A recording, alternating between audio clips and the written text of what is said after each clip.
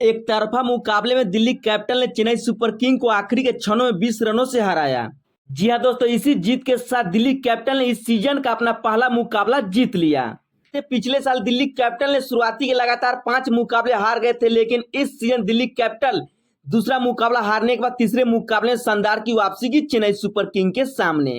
धोनी की आक्रामक बल्लेबाजी के बावजूद भी चेन्नई सुपर किंग इस मुकाबले में 20 रनों से हार जाती है, क्योंकि शुरुआती के ओवर से ही चेन्नई सुपर किंग के बल्लेबाज दबाव में खेल रहे थे। जी हां दोस्तों, इस मुकाबले में दिल्ली कैपिटल ने पहले बल्लेबाजी करते निर्धारित 20 ओवर के खेल में 5 विकेट के नुकसान पर 192 रनों का विशाल स्कोर बना दिया चेन्नई सुपर किंग के सामने, जिसके जवाब में सीएसके की टीम ने इस मुकाबले में 6 विकेट के नुकसान पर 171 रन ही बना पाया।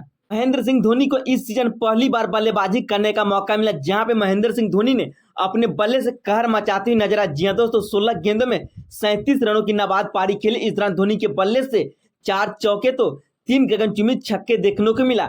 231 के स्ट्राइक रेट से बल्लेबाजी की।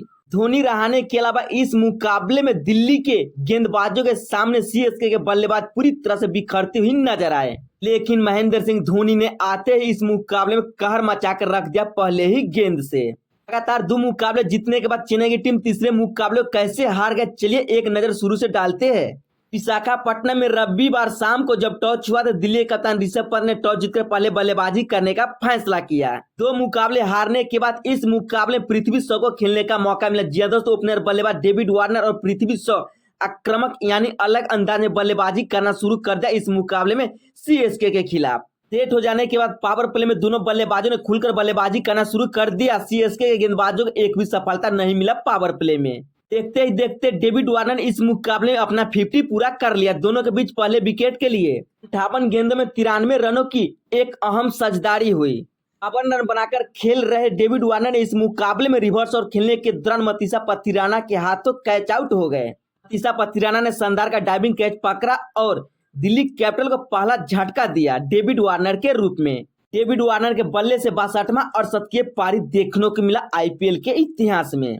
उसके बाद पृथ्वी शॉ की आक्रामक पारी यानी 27 गेंदों में 43 रनों की विस्फोटक पारी का भी अंत हो गया रविंद्र जडेजा की गेंद पर। उसके बाद इस मुकाबले में दिल्ली के कप्तान आए और आते ही इस मुकाबले में छा गए ऋषभ पंत। इस समय ऋषभ पंत इस मुकाबले में 23 गेंदों में 23 रन बनाकर खेल रहे थे, लेकिन आखिरी के क्षणों में ऋषभ पंत के बल्ले से 8 गेंदों में 28 रनों की बेमिसाल एवं तूफानी पारी देखने को मिला। पथिराना ने इस मुकाबले में बीच के ओवर में शानदार की गेंदबाजी की, लेकिन आखिरी के क्षणों में ऋषभ पंत की शानदार बल्लेबाजी भी देखने को मिला। पथिराना ने इस मुकाबले में 3 खिलाड़ी को आउट किया। जी हां दोस्तों, इनके यर्कर के सामने बड़े बड़े बल्लेबाज फेल होते हुए नजर आए। इस मुकाबले में मिचेल मार्श भी कुछ खास नहीं कर पाए थे। विकेट कीपर बल्लेबाज ट्रिस्टन स्टब्स भी इस मुकाबले में फेल होते हुए नजर आए, लेकिन आखिरी के क्षणों में ऋषभ पंत और अक्षर पटेल के बीच 23 गेंदों में 44 रनों की ताबड़तोड़ साझेदारी हुई। आखिरी के क्षणों में ऋषभ पंत की बल्लेबाजी की जितना तारीफ की जाए उतना ही कम पड़ जाएगा। चोट के बाद ऋषभ पंत की शानदार वापसी। जी हां दोस्तों, इस मुकाबले शानदार तरीके से 68 की पारी खेला। ओपनर बल्लेबाज वार्नर, पृथ्वी और पंत की पारी के बदौलत दिल्ली की टीम इस मुकाबले 191 रनों का विशाल स्कोर बनाया, जिसके जवाब में चेन्नई के ओपनर बल्लेबाज इस मुकाबले पूरी तरह से फ्लॉप होती हुई नजर आए। जी हां दोस्तों, ऋतुराज गायकवाड़ भी इस मुकाबले में नहीं कुछ खास कर पाया, नहीं सचिन रविंद्र इस मुकाबले में कमाल दिखा पाया अपने बल्लेबाजी के दम पे। ऋतुराज गायकवाड़ इस मुकाबले में 1 रनों का योगदान दिया तो सचिन रविंद्र इस मुकाबले में 2 रनों का योगदान दे पाया। पावर प्ले में सीएसके की खराब शुरुआत रही दिल्ली के सामने, लेकिन मिडिल ऑर्डर में डेरी मिचेल और अजिंक्य रहाणे ने अपनी टीम सीएसके को संभाला, लेकिन रन रेट इतना हो गया कि आखिरी के क्षणों में सीएसके के बल्लेबाजों पर काफी दबाव आ गया।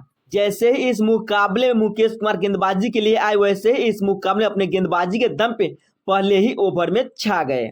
10वें ओवर में मुकेश कुमार ने सेठ बल्लेबाज अजिंक्य रहाणे को आउट किया, वही उसके अगले ही गेंद पर समीर रिजवी को भी कट बिहाइंड आउट करा दिया। इस तरह से चेन्नई की टीम काफी दबाव में आ गया आखिरी के क्षणों में।